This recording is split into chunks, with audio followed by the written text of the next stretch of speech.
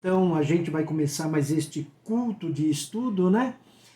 Acredito que não vai ser muito demorado hoje, não, tá bom?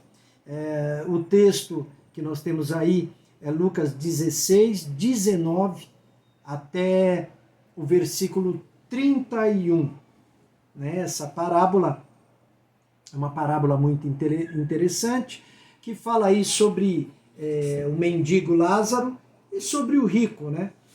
Nós temos aí, ao longo da história, muitas informações, muitas pregações boas em cima desse texto aí, tá ok?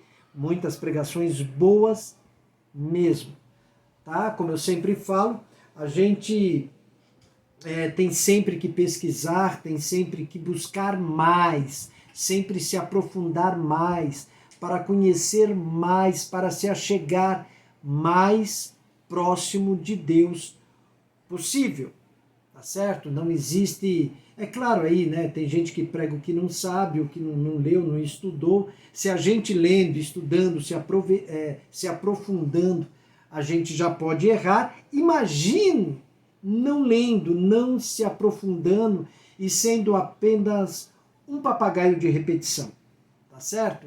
Então esse texto aí ele é muito ilustrado aí pelas igrejas ao longo da história da igreja aí, tá? E principalmente aí por se tratar de vida e morte, então gera muito interesse, não apenas no mundo cristão, mas também de outras pessoas que têm aí as suas religiões, mas também dizem que são cristãos, tá certo? Esse texto ele é muito interessante para cada um de nós. Eu gostaria que vocês hoje participassem aí comigo, né, nos ajudando aí nesse texto que só aparece no livro de Lucas, tá? Mas existe uma mensagem aí por trás de tudo isso, como em toda a parábola, existe uma mensagem muito boa para mim e para você, tá bom? Vamos à leitura? Vamos lá, Lucas 16, 19 a 31. Diz assim: Ora, havia um homem rico e vestia-se de púrpura e de linho finíssimo e vivia todos os dias regalada e esplendidamente.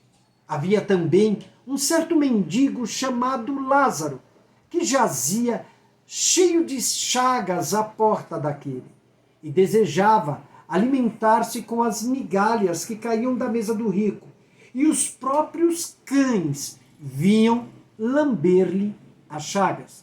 E aconteceu que o mendigo morreu, e foi levado pelos anjos para o seio de Abraão. E morreu também o rico, e foi sepultado. E no inferno ergueu os olhos, estando em tormentos, e viu ao longe Abraão e Lázaro no seu seio. E clamando disse: Pai Abraão, tem misericórdia de mim e manda a Lázaro que molhe na água a ponta do seu dedo e me refresque a língua, porque estou atormentado nesta chama. Disse, porém, Abraão: Filho, lembra-te que recebeste os teus bens em tua vida, e Lázaro somente males, e agora este é consolado, e tu atormentado. E além disso, está posto um grande abismo entre nós e vós, de sorte que os que quisessem passar daqui para vós não poderiam, nem tampouco os de lá passar para cá.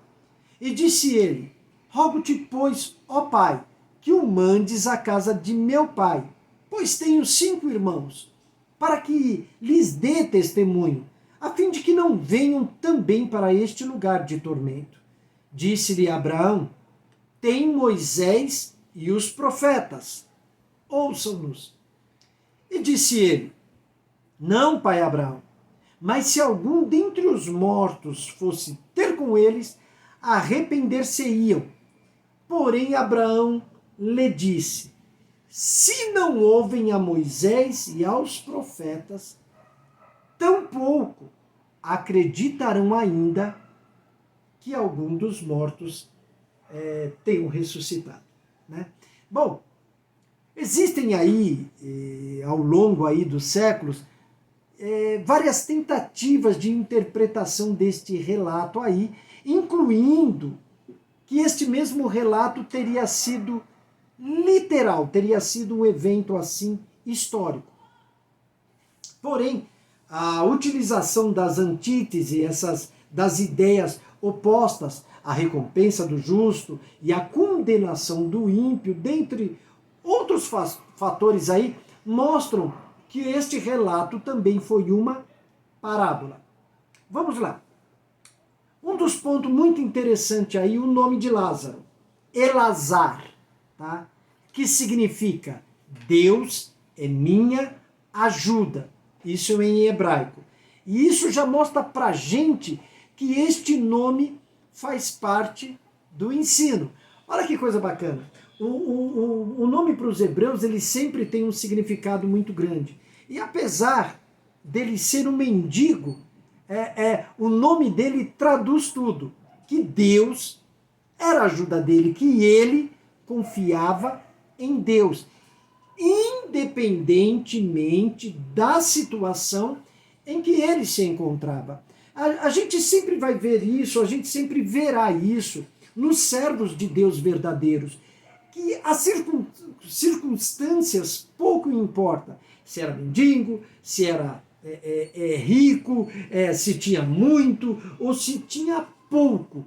A ajuda do verdadeiro servo de Deus sempre vem do próprio Deus. O servo de Deus verdadeiro, ele não confia naquilo que ele é, naquilo que ele tem, no pequeno poder que ele tem adquirido neste mundo, ou do nada que ele tenha adquirido nesta terra. Ele sempre confiará que Deus é o seu ajudador, né? O seio de Abraão. O que significa isso? Bom, o seio de Abraão é o local de aguardo dos justos até a ressurreição. Segundo aí a cultura judaica, é um local no Seol ou Hades, onde os justos aguardam a ressurreição, tá certo? Você pode perceber ali que era o mesmo lugar, porém, neste mesmo lugar existe aí um abismo. Então, no lugar está o seio de Abraão, onde os justos, aqueles que esperam em Deus, que creem em Deus, que creem em Yeshua, seu Filho, aqueles que creem na palavra de Deus, de Gênesis a Apocalipse, tá? Aqueles que creem na palavra de Deus verdadeiramente aguardam. Isso você pode ver lá no texto. Vamos lá ver o texto. Eu quero ler uma coisa muito interessante aqui, ó. Peraí.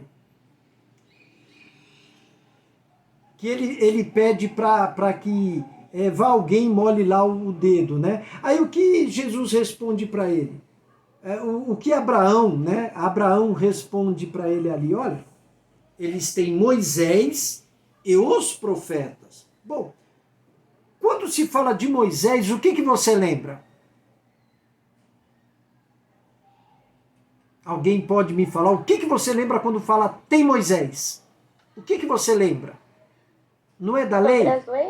Oi? Isso. Lei, isso. Leis. Você lembra das leis. Então você vê que as leis que Deus enviou, elas não foram canceladas não. Tá? Então Deus fala assim, vocês têm a Torá, vocês têm a instrução que eu dei. Tá? A instrução, a lei, ela pode salvar? Não! Mas a lei pode te justificar em algum ponto? Claro que pode. Porque a partir do momento que você cumpre a lei, você está numa cerca de proteção. Tá? Numa cerca de proteção. Eu acredito que vocês, Bia, vocês aí da medicina, aí deve ter a lei, uma lei aí de proteção com relação. Siga as normas. Siga estas leis, estas normas, sei lá como vocês chamam, Bia, leis técnicas, né? Sigam, porque aquilo vai proteger vocês de alguma circunstância ruim, né? Então elas têm que ser protegidas. Então a lei de Deus, a instrução de Deus, a Torá nos protege. E nos justifica até um certo ponto, sim. Nos justifica, sim.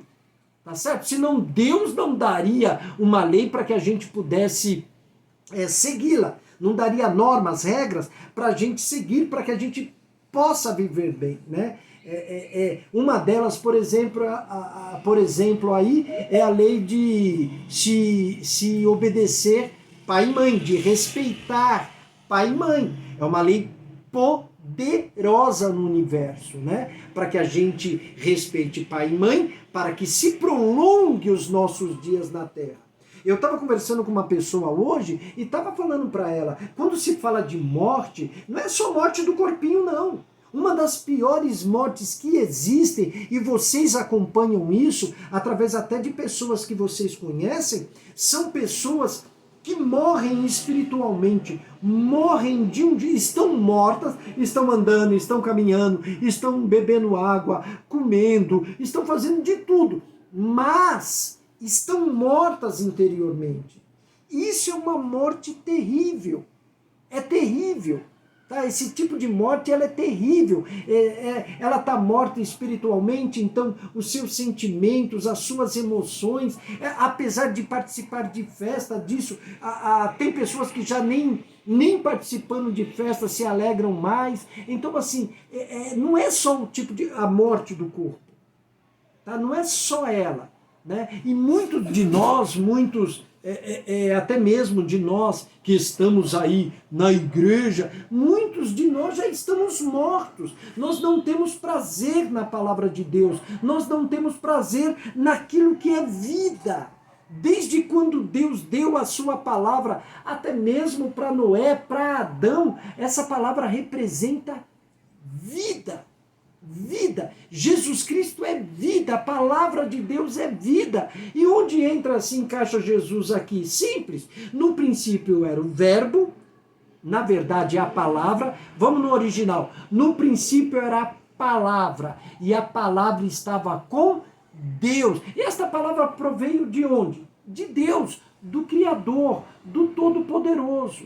Tá certo? Então, de Gênesis a Apocalipse, essa palavra é instrução que nos garante vida. Então as pessoas têm Moisés, as leis e os profetas, aqueles que anunciaram a vinda do nosso Senhor e Salvador Jesus Cristo, para que nós tenhamos vida.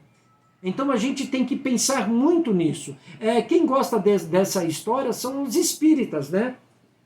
Principalmente aí que fala de vida pós-morte, né? Eles gostam muito, se utilizam muito dessa palavra aí, tá certo? Então é assim, não adianta a gente crer apenas em coisas fúteis. A gente tem que pesquisar bem a palavra de Deus, tá? Não tem purgatório, não existe purgatório.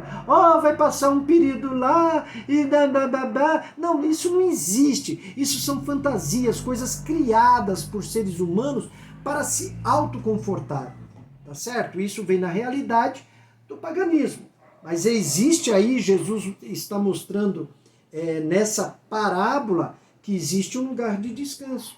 Às vezes as pessoas se perguntam, por que uns são ricos, outros são pobres, por que uns sofrem tanto e outros têm tudo? Tem tudo o quê?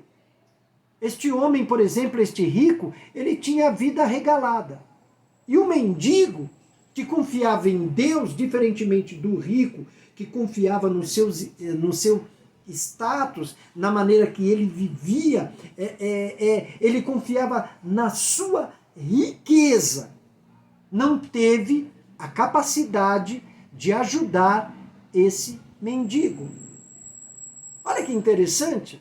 Com tanto dinheiro, com tanta pompa, ele não teve a coragem de abrir o seu coração para poder ajudar esse mendigo, que apesar de ser um mendigo, ele cria em Deus.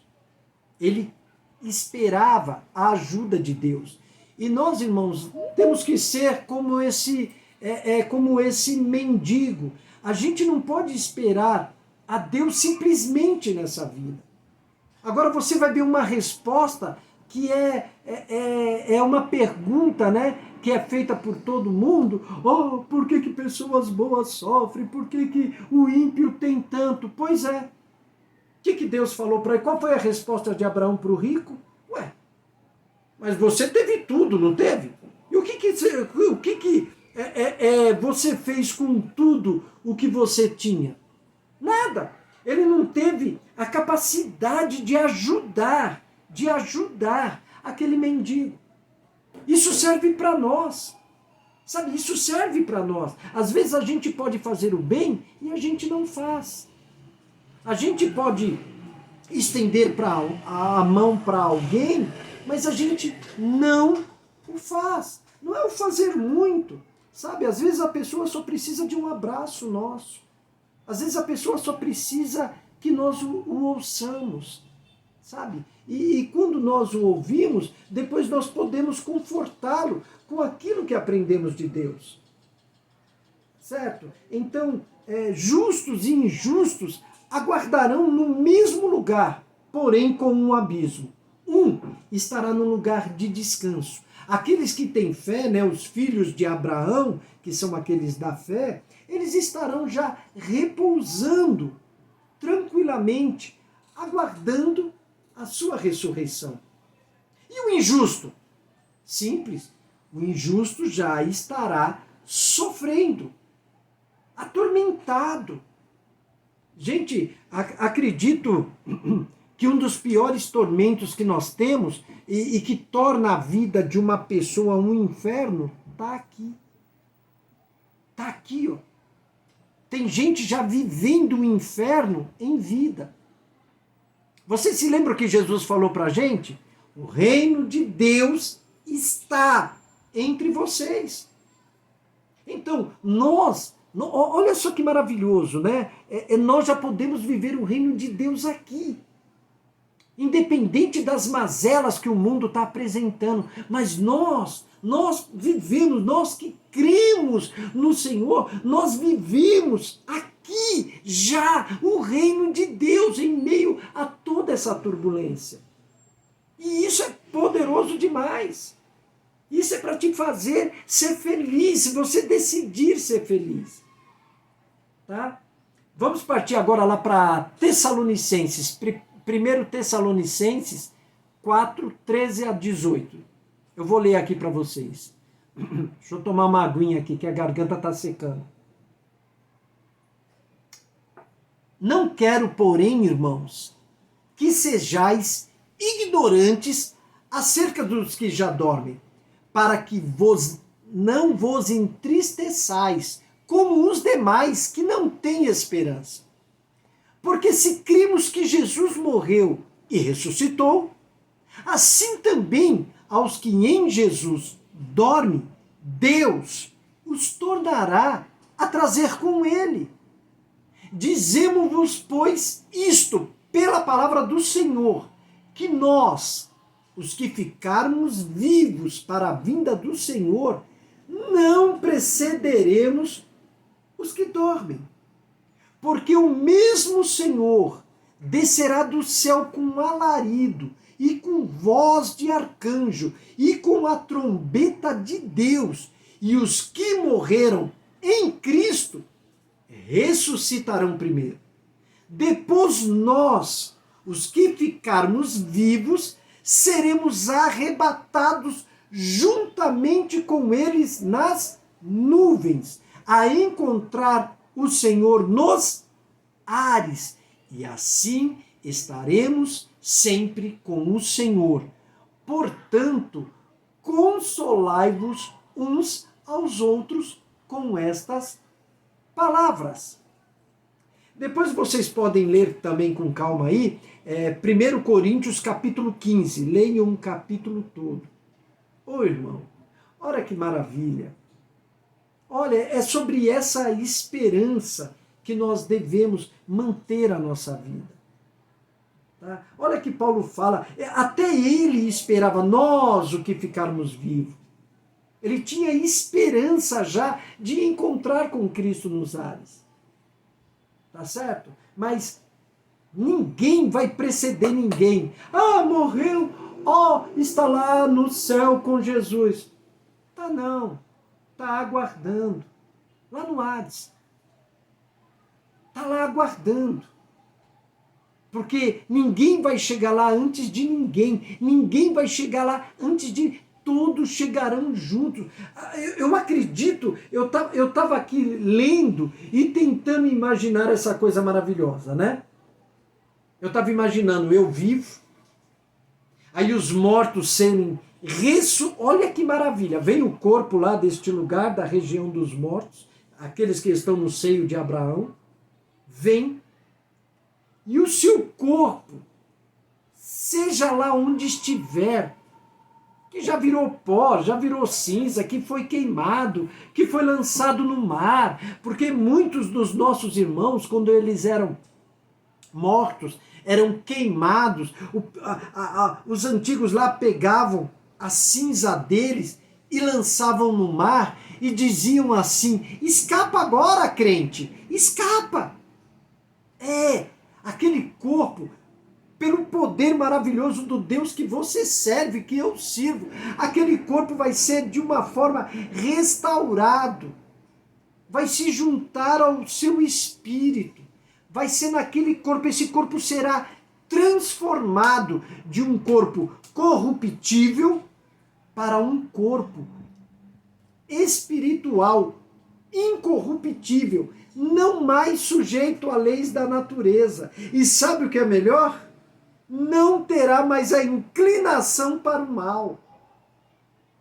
Gente, eu vi um estudo e um homem falava assim, que os salvos, ele vai chegar e vai olhar, e quando ele tiver salvo, e olhar aquele muro intransponível, que era um muro da inclinação para o mal, ele vai olhar para aquele muro intransponível e chorar. Chorar. Mas chorar de satisfação, de ver a graça de Deus operando, que ele não podia ultrapassar aquilo, mas Deus garantiu para ele a vitória e ele pôde ultrapassar esse muro intransponível, que é o da inclinação para o mal. Aí ele também disse que os ímpios chorarão por não ter ultrapassado uma coisa que era um fio de cabelo. Eu queria que vocês pensassem muito sobre isso. Pensassem bem. Porque às vezes a gente leva a nossa vida só reclamando. A gente querendo que as pessoas sejam perfeitas, coisa que a gente não é. A gente querendo, sabe? Mas esse muro intransponível, que é a inclinação para o mal, isso não existirá mais. Não existirá. Você, eu, nós, o que cremos, seremos totalmente transformados. E esse muro intransponível, nós o ultrapassamos pelo poder do nosso Senhor e Salvador Jesus Cristo. Olha só o que Deus nos concedeu através do Filho dele. Olha por que este nome tem poder. Olha porque Jesus falou, orem, peçam a Deus em meu nome. Olha que coisa maravilhosa. É por isso que ele disse, não tem nenhum nome, nem no céu, nem na terra, nem debaixo da terra, nem debaixo das águas do mar. Não existe nem um nome com tamanho poder. Não existe. Nós estamos aí em pleno século XXI. As igrejas estão se deteriorando. Os crentes estão partindo para um lado perigoso. A maioria aí, muitos pastores já deixaram de pregar este evangelho para falar asneiras, para falar besteirol, certo? Para usar a Bíblia para outras coisas. Claro, a gente tem que entender também que existem pastores aí que eles são evangelistas. Os evangelistas, irmão, na sua grande maioria, tá? O evangelista prega, é complicado, tá? Ele prega para trazer almas, tá? Trazer almas. Então cabe a alguém dentro dessas igrejas de cuidar dessas almas, para que elas não permaneçam como vieram. Gente, tá um absurdo. Tem pastores aí, acho que é uma pastora aí, uma mulher que se diz pastora aí, tá pregando. Você usa droga, continua a usar droga mesmo, uma hora Deus te liberta. Peraí. A gente vem como está. A gente não pode permanecer como está. A partir do momento que eu vou incentivar o vício, seja de droga, seja de bebida, seja lá o que for, eu não estou mostrando o evangelho verdadeiro. Porque muita coisa somos nós que temos que nos esforçar. Depende de mim. Certo? Eu tenho livre-arbítrio. Por mais que tudo, por mais que a história do homem está nas mãos de Deus, por mais que tudo esteja traçado, irmão, porque a história teve um começo, Gênesis, teve um meio e tem um fim, Apocalipse. Teve o meio lá em Gênesis, né? Teve o começo lá em Gênesis, teve os profetas, a chegada de Yeshua ao meio e tem um fim, Apocalipse. A história está